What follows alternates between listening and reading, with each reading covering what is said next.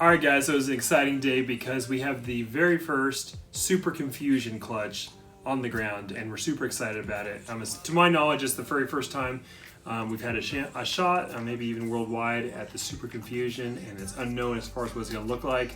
So we're counting the days. We're really excited. A really pretty girl on eggs.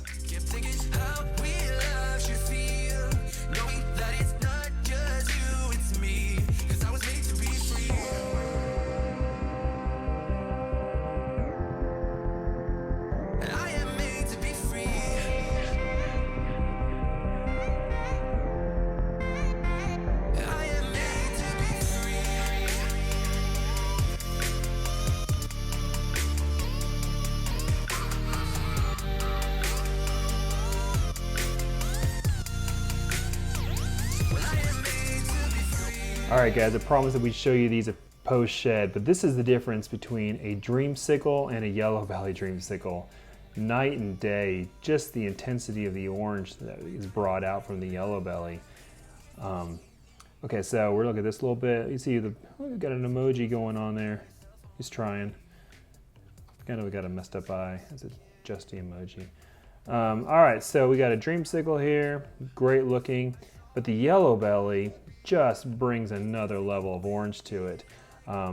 Also from the Yellowbelly, we got the checkering on the edge here, kind of the rough edges. See, these are relatively smooth saddles. These are much more jagged, pixelated. And then in the Yellowbelly pieds, you have these black kind of pixels, black scales that are mixed into the saddles here on the sides. And that translates into white in the Dreamsicle. So just incredible, and love it when they have this perfect distribution, like having the multi-saddles, 1, 2, 3, 4, 5, 6 basically different saddle areas. And that gives that really nice kind of evenly patterned look. Most pieds, a lot of people don't really think about this much, but most pieds are front-loaded as far as pattern. Even this one is mostly front-loaded.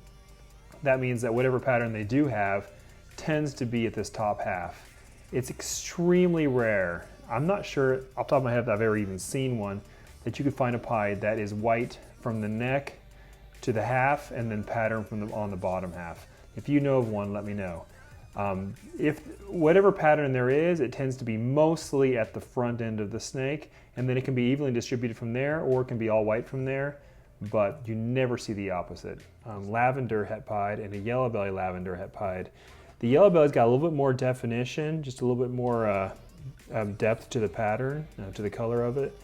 And if you look here, it's also got a little bit deeper head stamp. These are not things that you could necessarily know for a fact based on looking at that, but these are just little indicators. But look at the belly here of the lavender het pied. Nice white belly.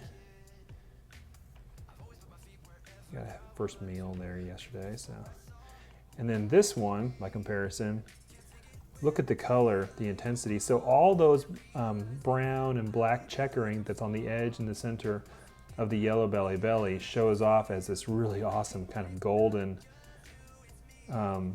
really interesting mixed pattern. So you can't truly see that Yellowbelly pattern easily like you would on a regular Yellowbelly, but we have all these indicators from the color reversal that this one is a Yellowbelly lavender het pied. Let's do them side by side. So these are siblings to the Dreamsicles.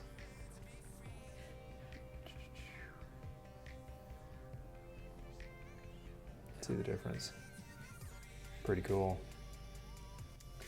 Little stuff like that. It's all a learning process. You know, we start hatching these things. Like first Yellowbelly lavenders I hatched, I'm like, what is that really? It could really, second guessing. But then you start to hatch out 3 or 4 or 5 over a couple years. You're like, okay, I know what I'm seeing. I know what that means. Really, really cool. Also, you see a little bit of flaming here. Turns bright kind of orange, flaming from the Yellowbelly.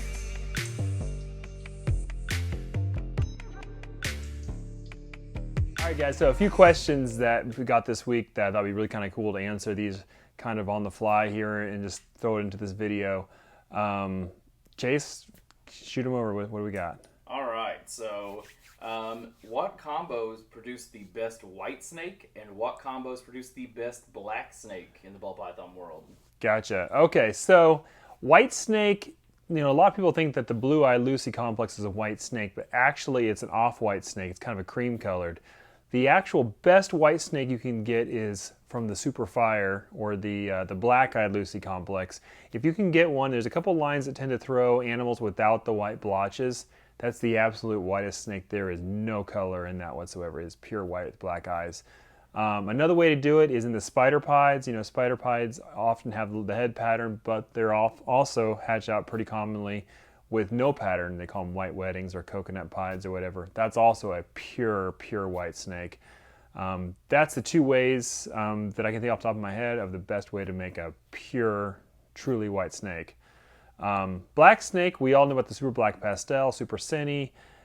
Those are not that, they're fairly black, but again, we haven't really actually found a perfectly black snake. But my favorite two ways right now are with the black pastel Suma, which is the black pastel super mahogany, and also the GHI super mahogany, also proved to be a pretty much jet black snake. It's very black. Maybe not completely, but really close to the eye. It's a pure black snake. All right, here's another one. What are some of the biggest problems people face when starting out? So I think the biggest thing is jumping around and not really knowing what to get into. That's a hard choice that people make. And the honest truth is if you get started with what you really enjoy, what you're passionate about, that's the right choice. The issue that is a lot of people get into one thing and then they think, oh no, there's this over here, and they jump around as opposed to getting in really deep and really fleshing out what they're excited about. Watching the other people, watching the other breeders, thinking that if you don't make this change or don't buy into this morph that you're not going to be successful. Really, if you get into something, you're very passionate about it, you work it and you work that angle as what's uniquely in your head is something that other people are not going to be able to replicate. So take that personality, that personal drive that you have, personal interest you have, and make it your collection. All right, and do we breed snakes all year round? Technically, yes, but it's not kind of what most people think when they think that. So we pretty much do it very seasonal. I really like having things as much as possible to be kind of in a season. It just makes things simpler. I like having a breeding season, a hatching season, baby season, and it just makes, I know each part of the year what I'm supposed to be focused on. However, we have, when you have a larger collection, as your collection grows, you're going to find females that are kind of like outliers. They produce off season or they produce at the edge of the seasons. And in order to get them to produce every year, you're going to be breeding them at off times.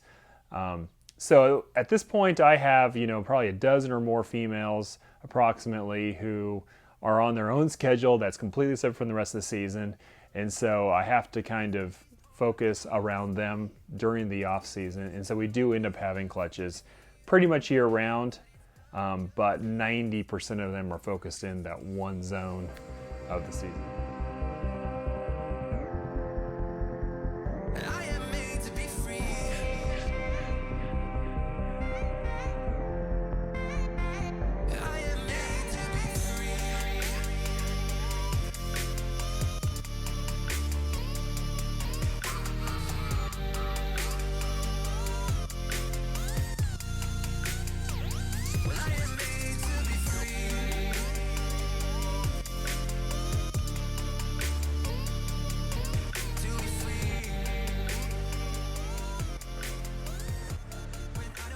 We're getting pretty full in here now. We have it's starting to fill up. We pretty have a couple of rows here left at the edge, but the cool thing is they're going to start hatching as fast as they're laying now, so we're going to get a lot of really cool babies. We have the webcam now set up, and it's really exciting because you guys can watch it online. You go to my website. I'll put the link in the description. You can watch whatever's hatching all year long. I'll put it under the camera. Assuming it's not ultra secret, we'll have it right there. And as of today, we have, I think, the very first blackhead dreamsicle hatching, which is like massively exciting. Hey guys, thanks for watching. Be sure to like and subscribe. Really appreciate each one of you. Let me know if you like the Q&A kind of that we threw into the middle of this one. If you really like it, let us know below. Also, maybe put down a question or two. We'll try to hit some of the good questions you guys have in the next few videos. Also, be sure to check out that incubator cam. Really excited to get that up, and you guys can watch what's hatching. There's gonna be some really kick-ass things, and we're really excited about it. Thanks a lot. We'll see you next time.